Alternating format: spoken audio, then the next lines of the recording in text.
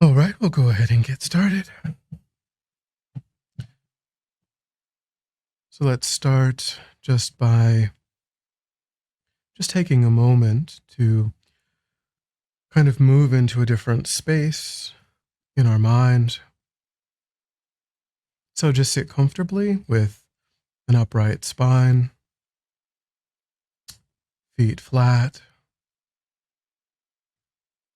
kind of in a stable, comfortable, seated position. Eyes gently closed or slightly open. And just start to move your attention away from preoccupations, thoughts of the past, plans of the future, losing interest in what's happening around you, just trying to hold your awareness, your attention inside the body and mind.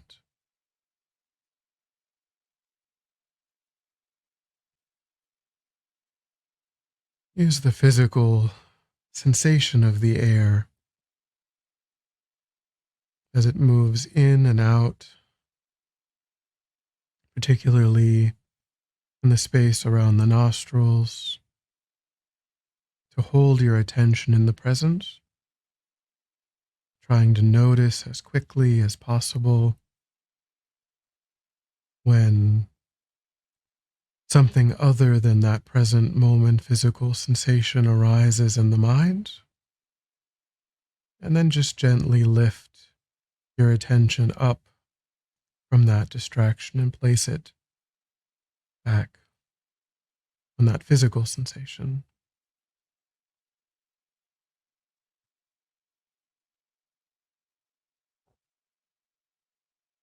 Just trying to quiet the mind.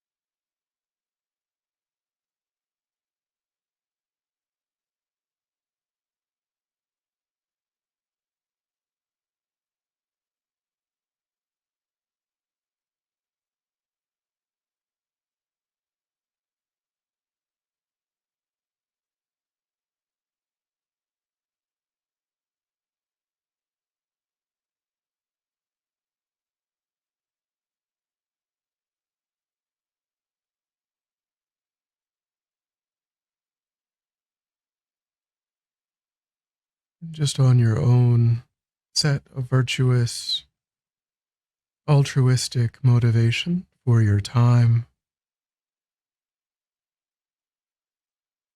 thinking of what you're seeking, but then also thinking of, were you to accomplish or achieve that, how would that benefit not only yourself, but also how would that give you new tools, new skills, new abilities to try to benefit others?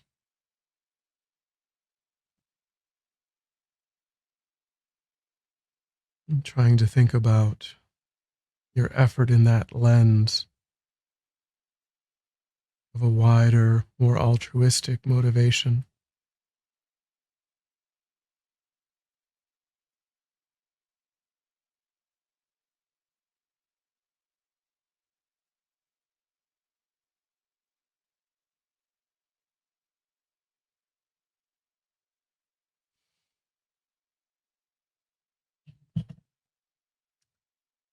All right.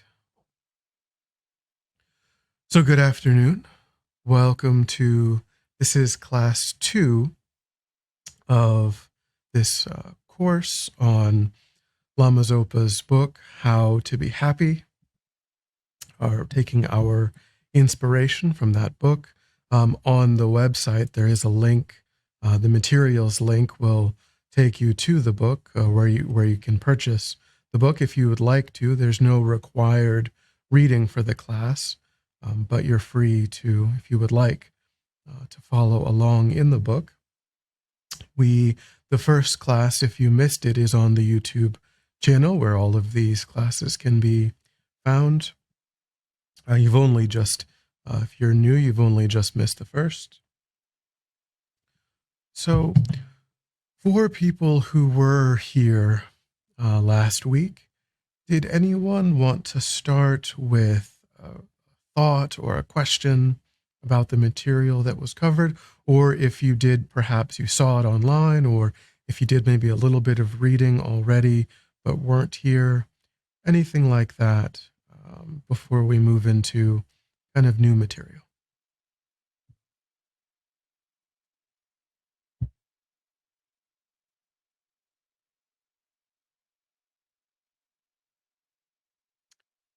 Nope. All right.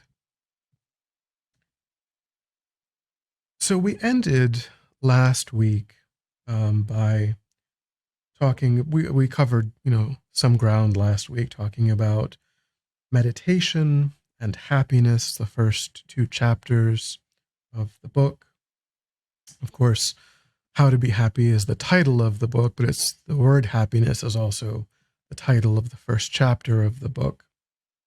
And so, of course, without totally rehashing everything that we did cover, we touched upon what is going to be coming up again and again throughout the course, which is that this idea of cultivating happiness, thinking about happiness not as a happenstance, not as the meeting of some sort of external condition.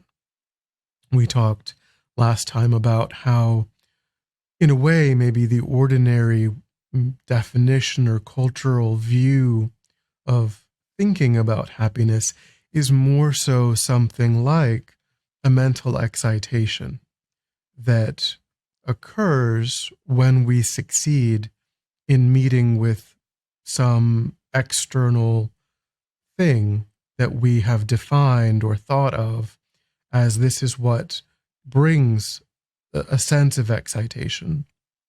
And how this whole book and this whole course will be more so in relation to the idea of thinking not of having to meet with something, but in terms of all of the varieties of things that are internal, that can be almost an omnipresent part of the mind, a factor of the mind, a way of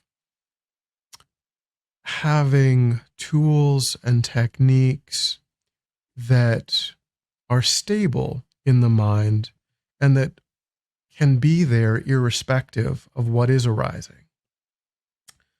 And then we talked, of course, how meditation is really one of the major inner technologies, inner vehicles for what will allow that to unfold.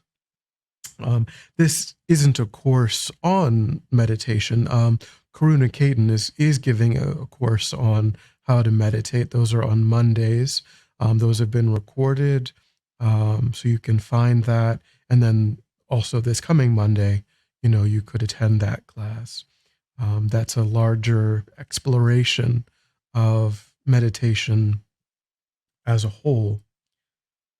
But to touch a little bit more on this topic, I would say that, of course, what a person chooses to meditate on is very personal, and how that unfolds over time is also very personal. Tibetan Buddhism, this center, is coming from the Tibetan Buddhist tradition, and so the understanding of meditation is also coming from that tradition. And so, broadly speaking, meditation can be thought of as concentrating the mind on a virtuous object. And most often the contemplations, the objects, will be coming from what's called the Lam Rim. But again, that's outside the scope of this class. But a person could have a more general or more secular approach as well. For that, the two books that I think are the most useful are How to Meditate by Kathleen MacDonald and also Awakening the Kind Heart by Kathleen MacDonald. That's Venerable Sangye Kadro. That's her birth name is Kathleen MacDonald, but her ordained name is Venerable Sangye Kadro. She's also been teaching here, and she'll be teaching again in July, actually. So you could watch her previous teachings if you wanted to be prepared for the teachings that she'll be giving in July.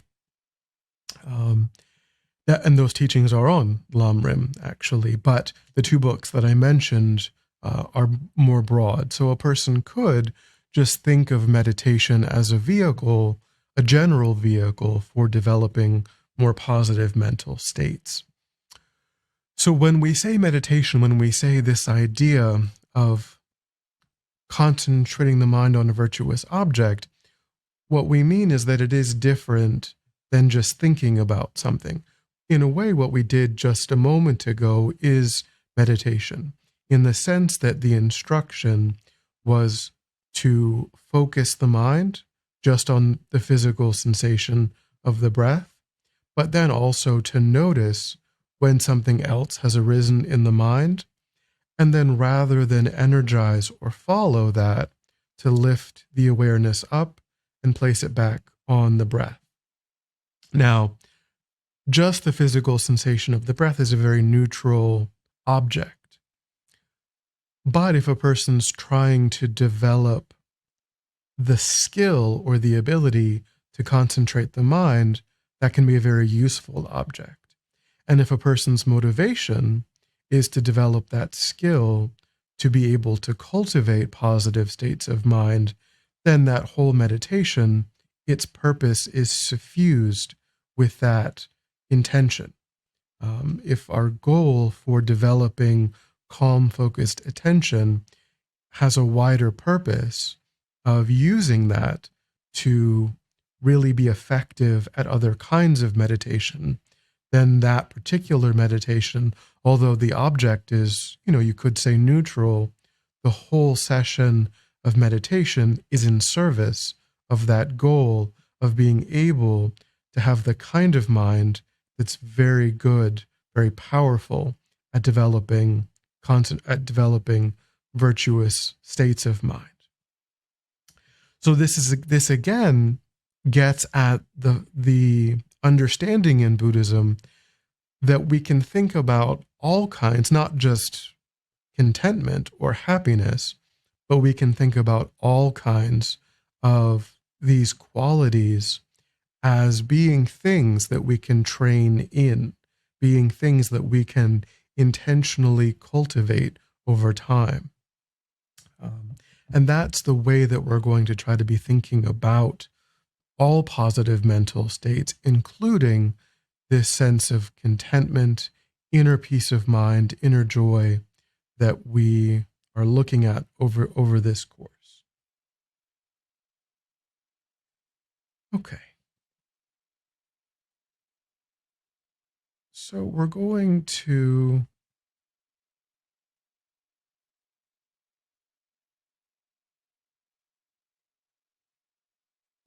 move into new material. And so we're on chapter 3, and chapter 3 is just called Desire.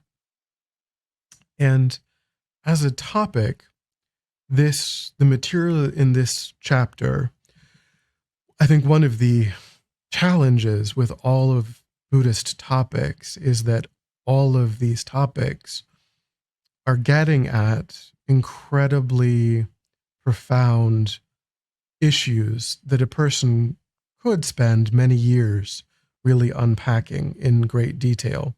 And this is, this definitely falls into that category. This idea of desire and its relationship to the word attachment, which is an English word that we're using to get at a specific psychological process that Buddhism is suggesting gets us into trouble.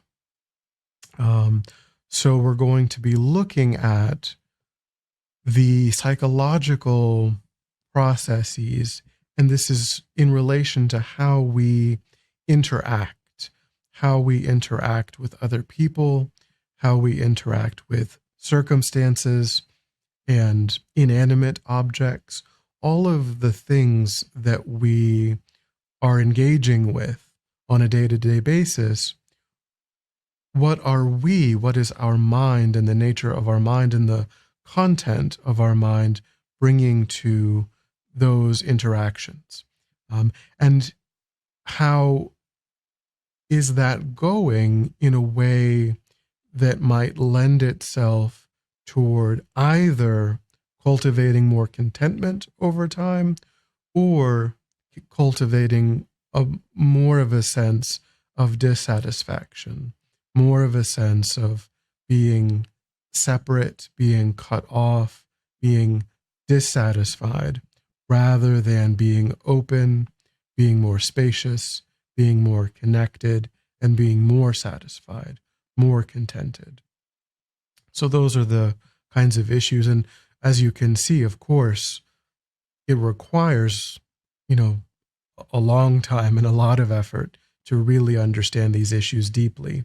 But we'll be touching in kind of the broader strokes of these issues.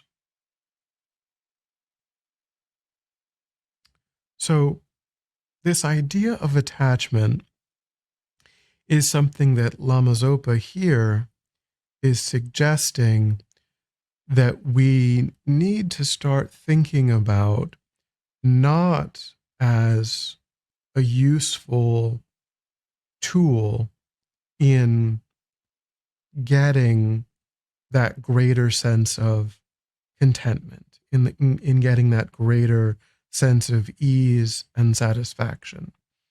So when we say attachment, he says letting go of attachment. And when we say the word attachment, what we're referencing is any time that we observe something outside of ourselves, could be a person, could be an inanimate object, could be a circumstance. Anytime that we observe something and we feel as though what we're observing is pleasant, enjoyable, there's a tendency then to fixate on whatever aspect, whatever quality or part of that person, situation that we think of as pleasant, and only that part of it that to us seems to be enjoyable or pleasant. And then we go a bit further and we think almost subconsciously, almost unconsciously, we think that I derive enjoyment from contacting this thing that I feel is pleasurable. And we then believe that that momentary enjoyment is kind of all that's open to us. And that if my contact with this circumstance, this person, this object, if my contact were to be cut off, then almost without choice, I would feel a sense of suffering. I would feel a sense of unease because I'm no longer in contact with this thing outside of myself that I've decided is responsible, is capable of providing me with contentment, because we think that there's something there in the object that's pleasurable, and that contacting what's pleasurable is what happiness is. So that's sort of the underlying issue that is a really pervasive way or lens that colors a lot of our interactions with other people, with objects, with circumstances. And this is happening day after day after day as we go through life. And Lama Zopa here is suggesting that we cling to that process and we hold on to it as a way of moving through life because we think subconsciously if we didn't do that, it would be some sort of loss. But we can see here, even from just this one quote, that in the first line, he uses the word attachment, but then in the second line, he uses the word suffering. He says, when you let go of attachment, but then he says, when you let go of suffering. And what he's saying here is that attachment and suffering are really the same thing. And so when we make a decision to think about this in a different way, we aren't letting go of a useful tool that really is effective in making us more contented over time. We're really letting go of something that really over time is causing greater and greater dissatisfaction. And he says that it's inner peace and deeper satisfaction that results from that choice, from that decision to really step back and analyze. And this gets, this goes directly to meditation. This goes directly to the wisdom that arises in meditation, looking and seeing, is it true that this process that I've relied on up until now, is it true in my own direct experience? Is it true that it does lead to more contentment? Is it true that it is a valid vehicle for developing inner peace and contentment? If it is true, then we should reject what Lama Zopa is saying, what the Buddha is saying. If we see that is true in our own direct experience, then we should carry on with that. But if we analyze and if we see that what we're doing is we're creating tendencies and habits that narrow down our definition of happiness and give up our control of feeling a sense of inner peace and contentment, then we recognize it as something that it is valid to try to move away from. And that requires introspective awareness, that requires time and effort. But it is something not to just accept as true, but to take as a hypothesis and then see if we can validate it in our own direct experience. Any thoughts or questions so far?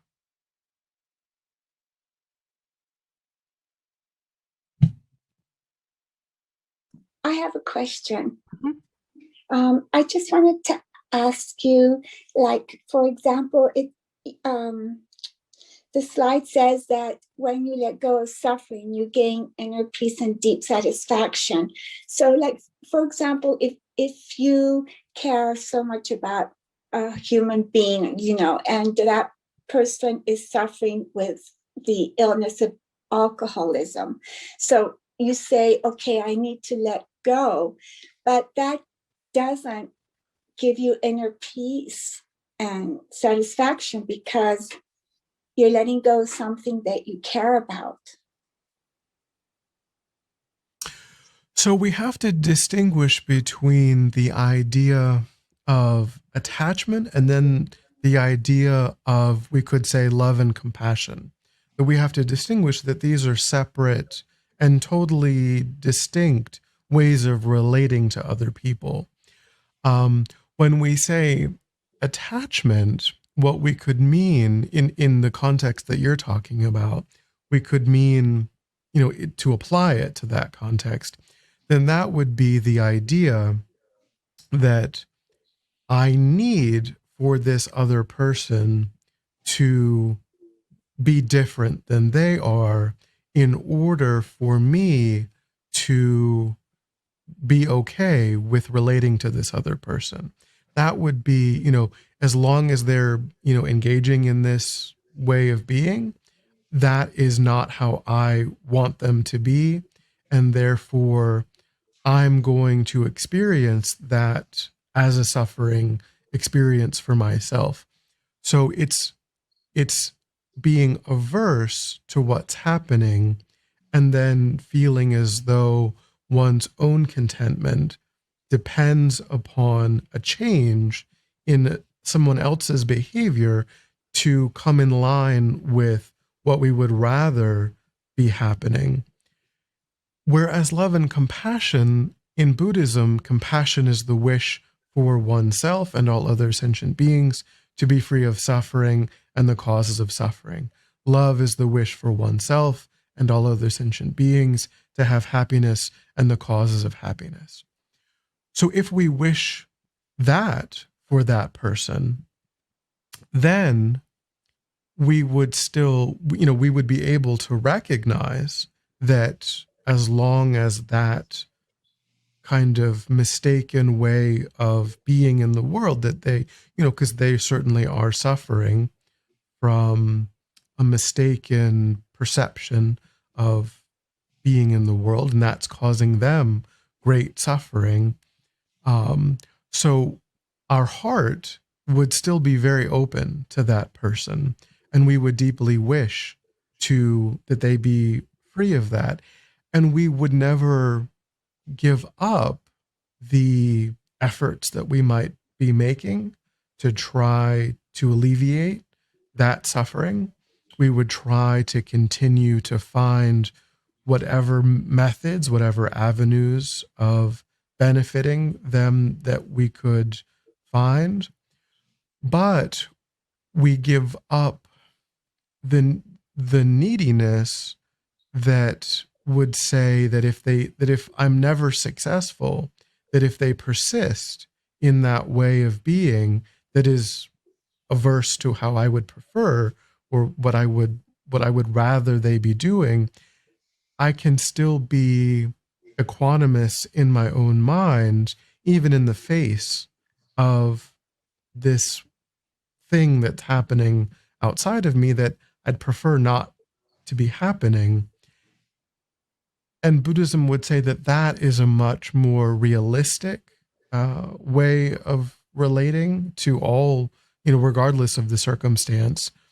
Um, and it takes us out of the equation. It doesn't relate what's happening to them in terms of our own way of thinking.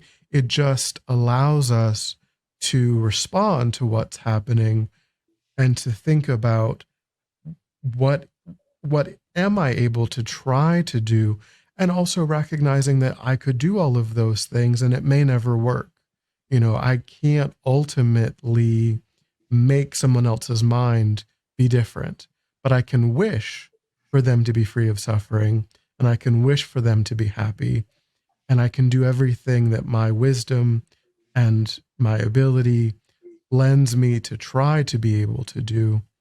But then still, in the face of not succeeding, we still have inner strength and inner resilience. So it's not detachment isn't, when we say giving up attachment, we don't mean being, we mean being unattached rather than detached. We mean giving up like outcomes, giving up particular results. But it isn't a sense of disconnection or isolation. It's just not needing outcomes to be the way that we would prefer them to be. Thank you. Thank you. Any other thoughts or questions?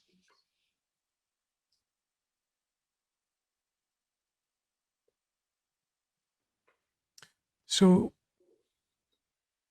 here, we've talked about how, one of the main emphasis of this class is to really try to find practical tools and techniques for dealing with these things. It's not sufficient to just point out that, this is a problem and this is a problem if we can't identify practical ways of dealing with that. So here Lama Zopa is saying that when we can notice, and again, by having a meditation practice, we get better and better at noticing the arising of these states in the mind. What he's saying is that this mental state of attachment, as we mentioned, it exaggerates what we find enjoyable about an object, which then distorts the way that that object appears. And the tool or the practical method that he's giving us here is to switch.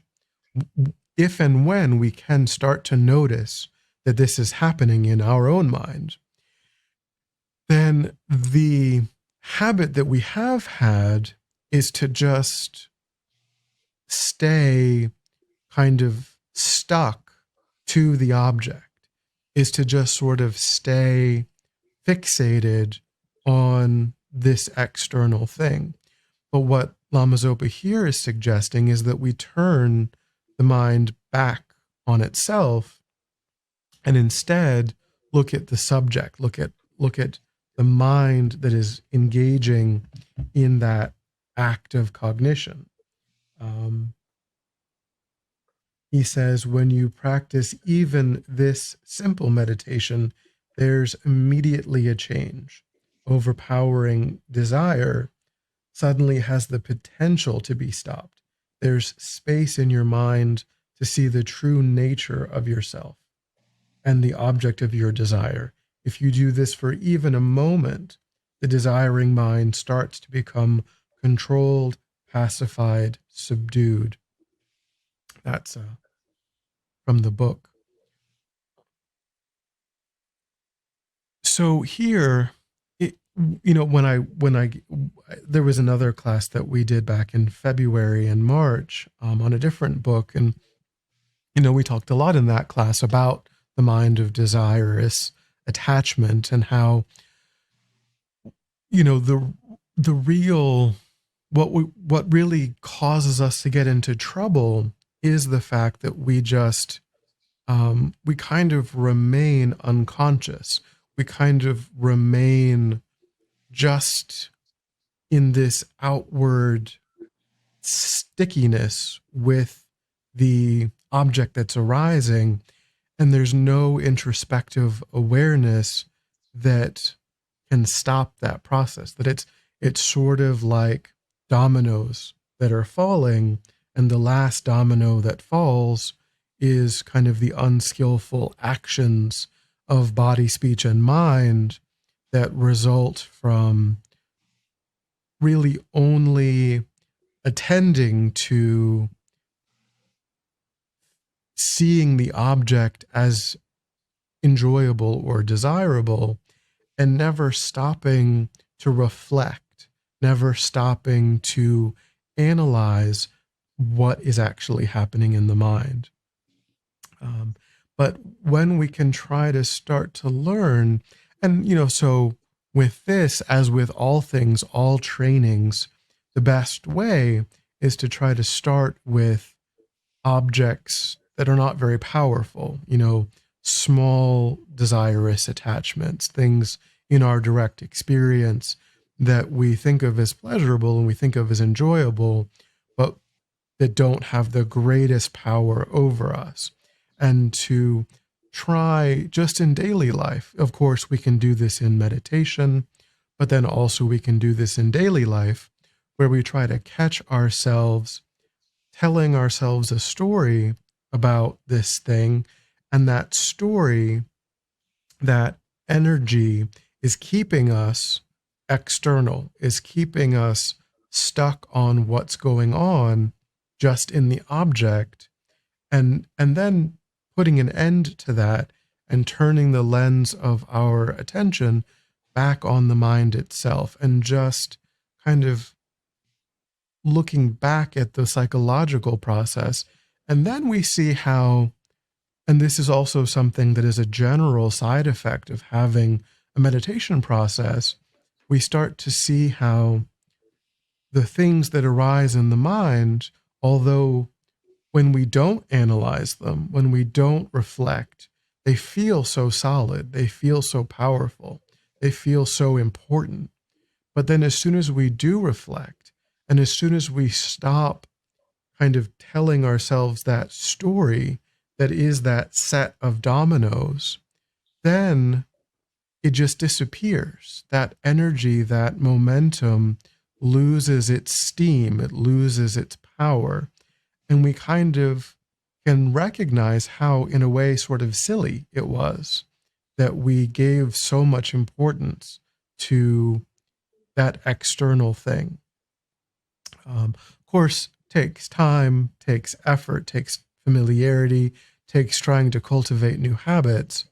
But the best thing to do, again, is just to start in the minor things on a daily, in daily life, and then build on that. And then also, too, with the bigger things, we probably won't catch them right away. But that night, we can do a session of meditation where we can pretend that we caught it. And what would that have been like? If we can replay what happened and then do this process of looking back at the mind and think, well, had I looked back on the mind before I said the unskillful thing, or I did the unskillful thing, if I had turned my attention inward, how could I have made a different choice?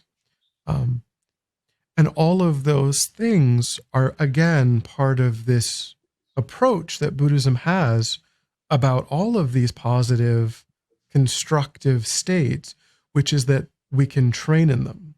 And when we train in them, then gradually it's just the force of these new habits and these new familiarities that make us be spontaneously different in daily life than we used to be. We will find it easier and easier to make different choices, simply on the basis of these new habits and these new familiarities. Deborah, did you have another question, or? Yeah, I could ask you a question, just to see if I understood this. Like, for example, I love drinking coffee, and sometimes I know that it's not really my body that's asking for a second cup of coffee. It's just a habit. So with what you said to start looking at not the object, which would be the coffee, but at the subject, which would be my mind. So when I automatically think, oh, I'm going to have a cup of coffee, I should not think of the coffee, but I should go to my mind and say, okay, is my body asking me for coffee? Do I really need a cup of coffee? Is that what you're saying, to do that so that I make a better choice? Yeah. So, in one way, we can ask ourselves, is it really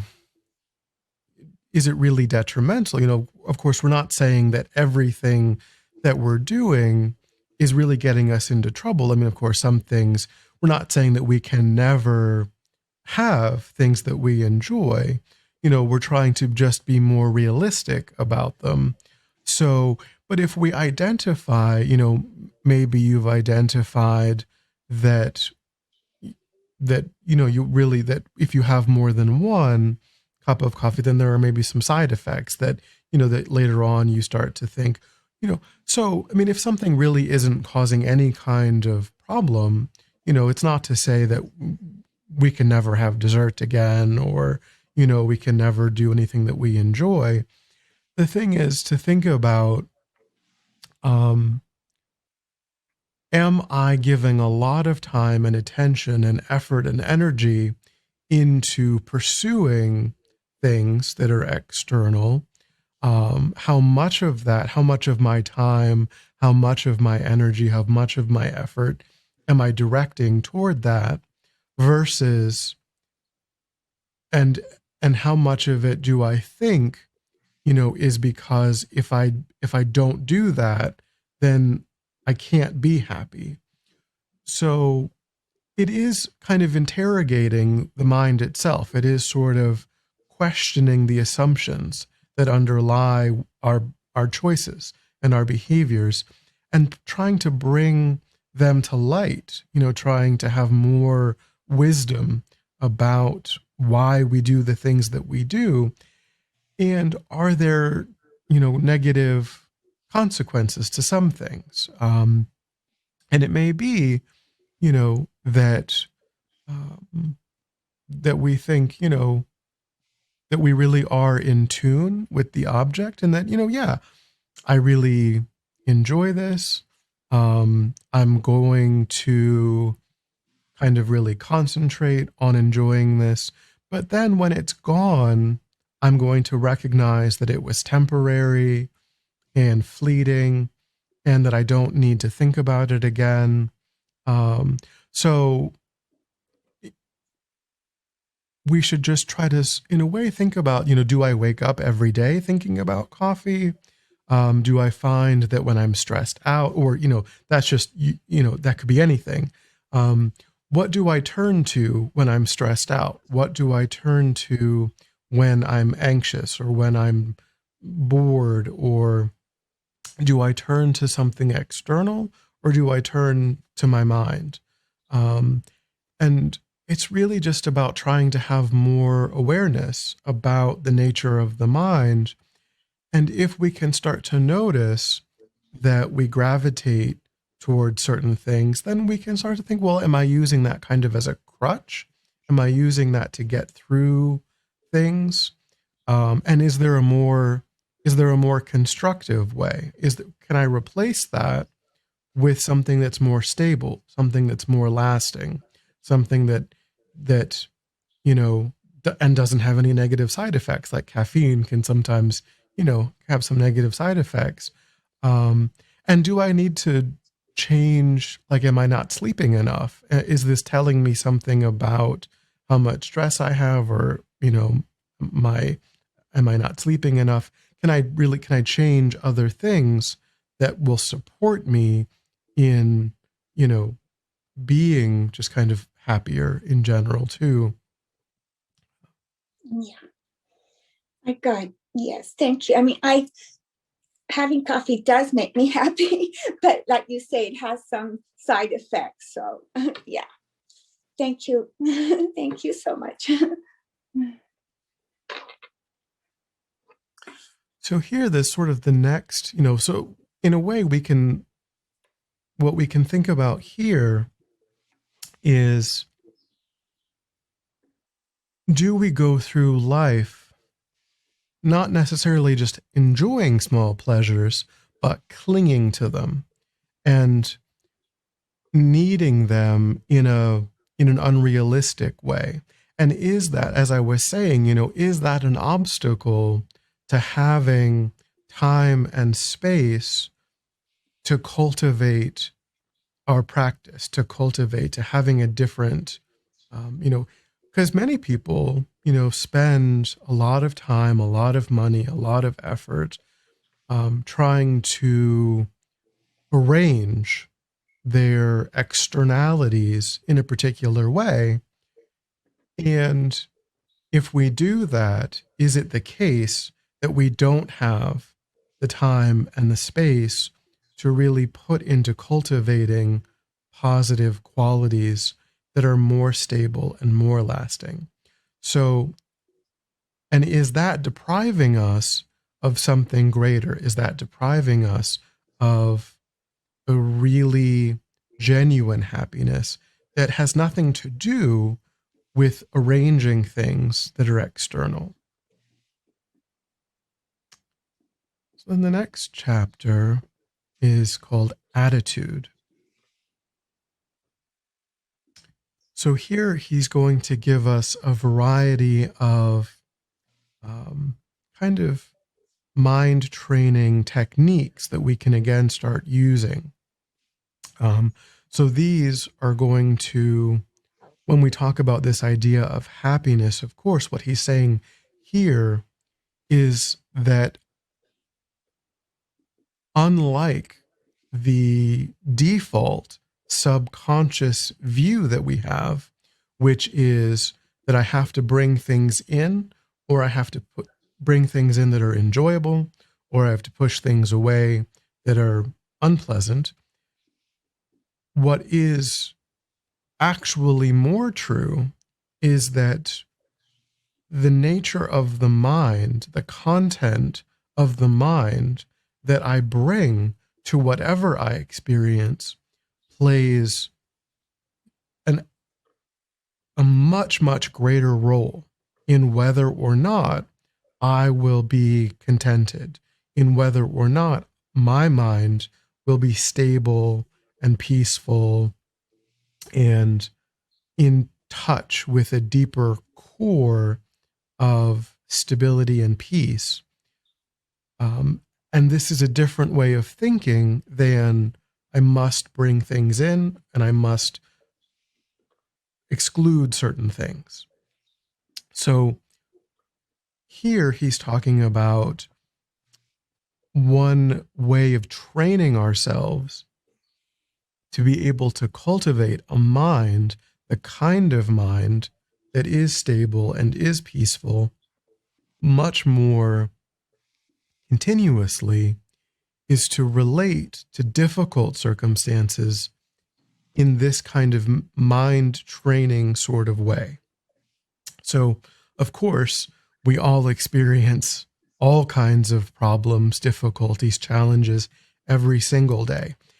And when we use that default perspective of this is unpleasant and I've failed in pushing it away, therefore I now suffer.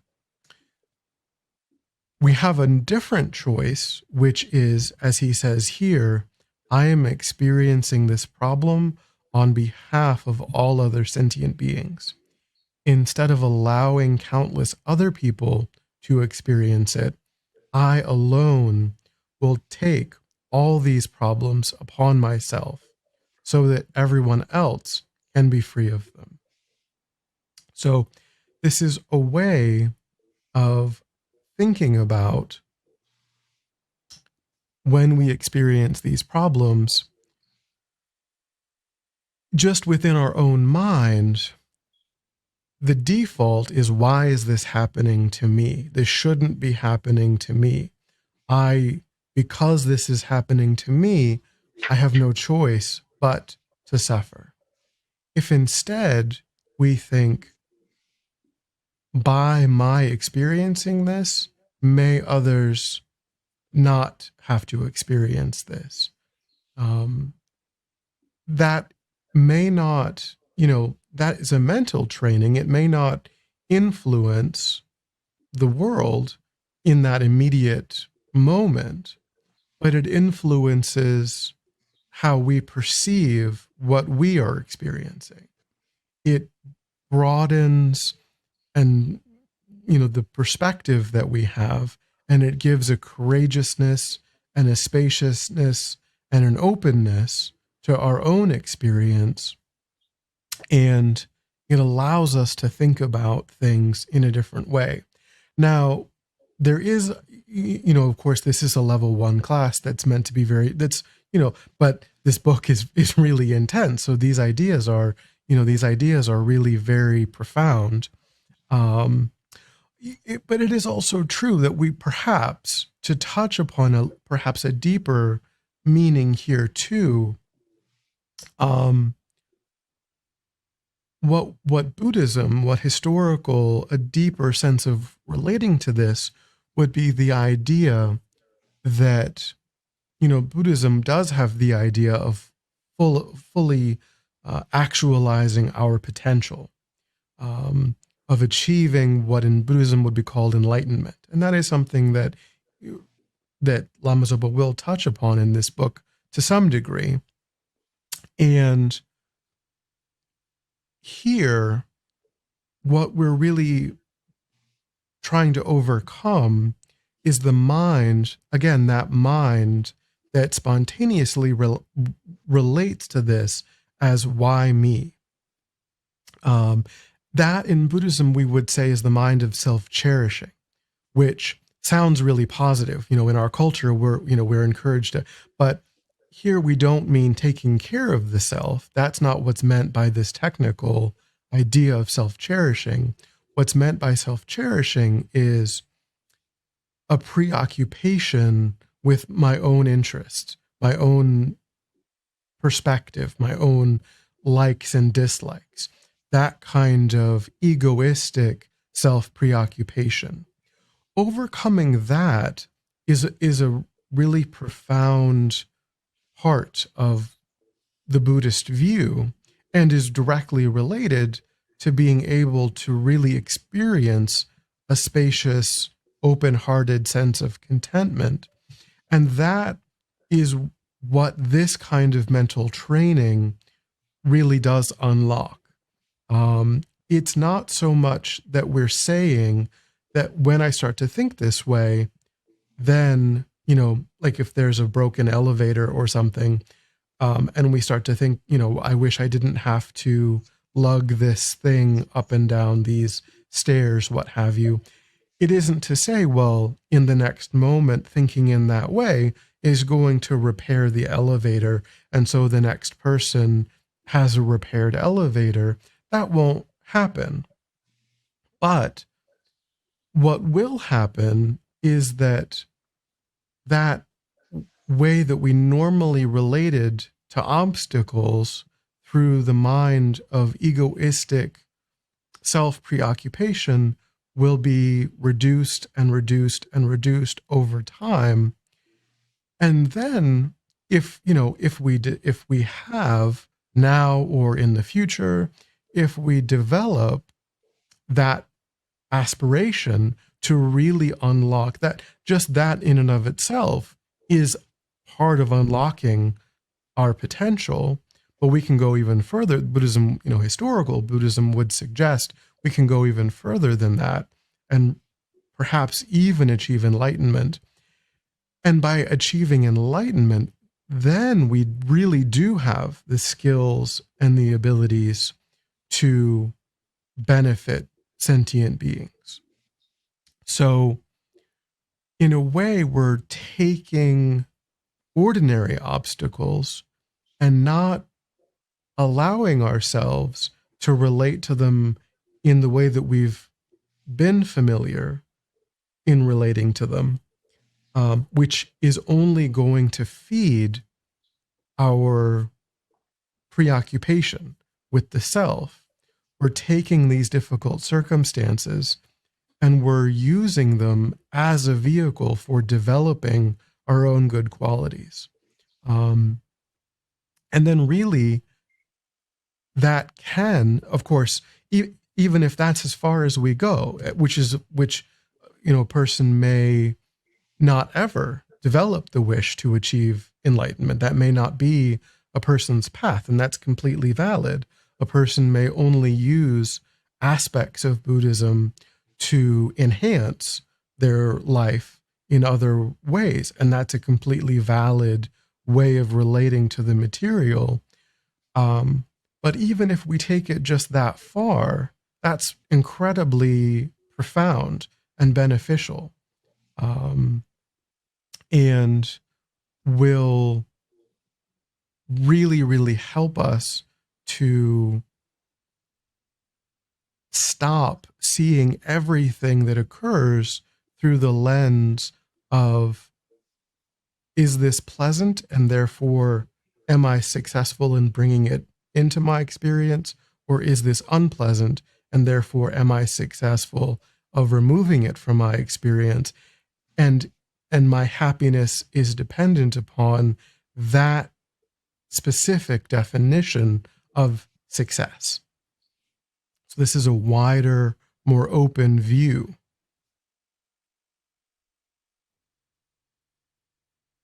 Any thoughts or questions? I have one.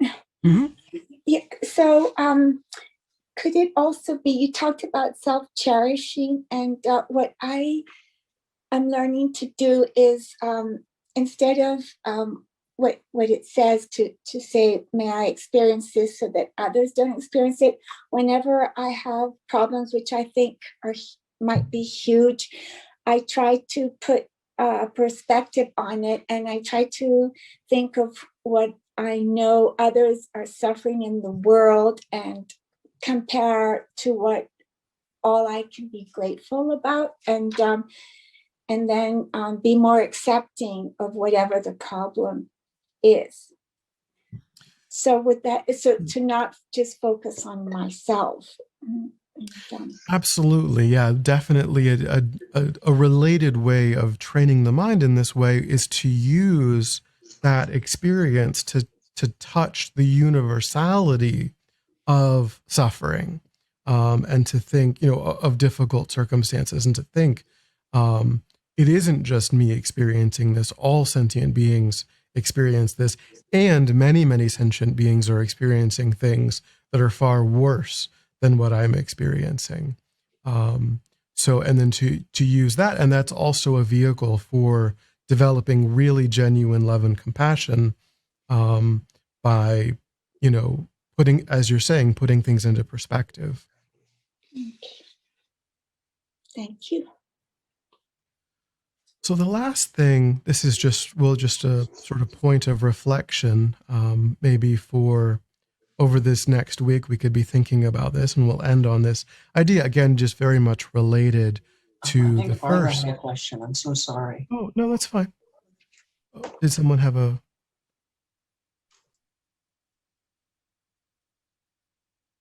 Barbara, did you have? I do have a question. Yes. Mm-hmm. I am new to practicing Tonglen, and my understanding of it is to take on to the practice of taking on someone else's suffering and giving them my joy or my happiness. Is that a practice just for me that is benefiting me? Because the situation that I'm dealing with right now, the suffering that I'm trying to take on, it's a big suffering that this other person is experiencing. And I don't feel that my doing that is impacting him.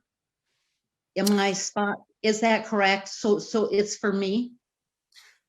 Right. Yeah. So the training in Tonglen, giving and taking, the purpose of that is to train our own mind to turn toward the suffering of others, rather than turning away from the suffering of others. Now, when we train in that does mean that over time we become more and more likely to be able to in some way benefit others, right? Because if we turn away from, because the natural inclination that we have, that many people have, is that experiencing the suffering of others is uncomfortable. Watching people be in distress is painful for us, and there's so much of it. There's so much suffering in the world, that we tend to close ourselves off to it. We thinking that there's nothing that we can do, and it's not my problem, and so with Tonglen, that is the kind of attitude that we are trying to reverse.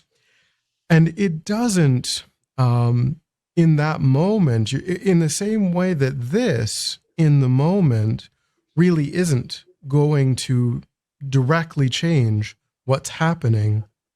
It really can only change the mind. It really can only change the way that we're relating to what's happening. But by developing that skill, then that's the only kind of person that can benefit others, is a person who finds it easier and perhaps even joyful eventually to take on the sufferings of others, to not feel it as a burden, to not feel it as something to turn away from, but to engage, to move into the suffering of others naturally and spontaneously. And so that gives us the real abilities. But in and of itself, we shouldn't expect that it will magically, that there's some sort of mystical part of that will make the other person's suffering just go away. Venerable Rabina, when she's, kind of asked this question, she would always answer it by also saying that if we, that there are practices, there are things that maybe can shift the karma of that's arising for that person, that would be something more perhaps like medicine Buddha practice, or maybe Tara practice, where it's kind of the enlightened energy, enlightened mind that could shift what is arising for them, and we can make prayers and aspirations to request enlightened energy on their behalf. But Tonglen is not that practice. Thank you. Very helpful for me. Thank you so much. So we are out of time, but so this slide here is what we'll end on, and this again is just a further way of turning that normal way of thinking why me into why not me.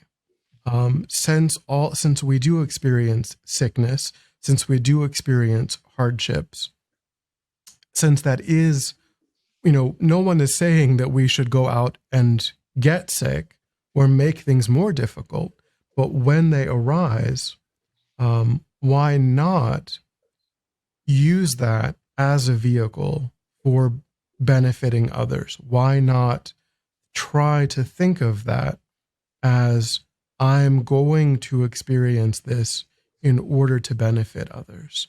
If only because a person who is able to think that way is the kind of person that is successful in benefiting others, and a person who spontaneously relates to problems through the lens of why me shouldn't be me, that is the kind of mind that isn't successful in really, really bringing about the welfare of others. And he says, so maybe the thing to ponder over the next week is his question here: what life could be happier or more meaningful than this? He's saying that this is really the key that will unlock that sense of contentment.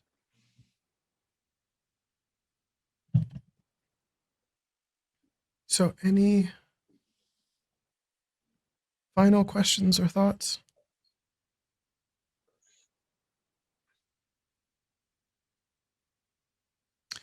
All right, so we'll just briefly dedicate.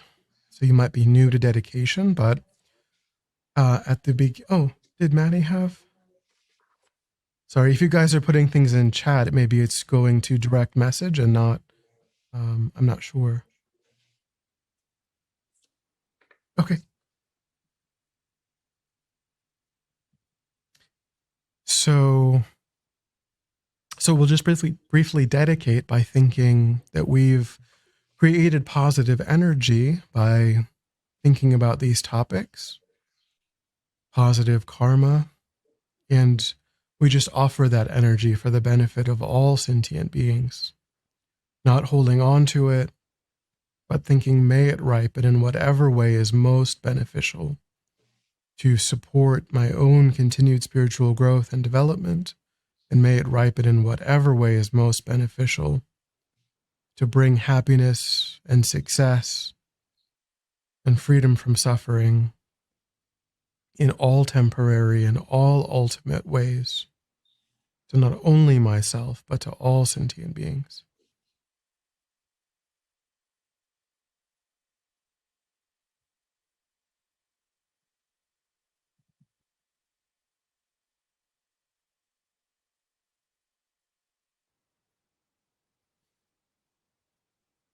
All right.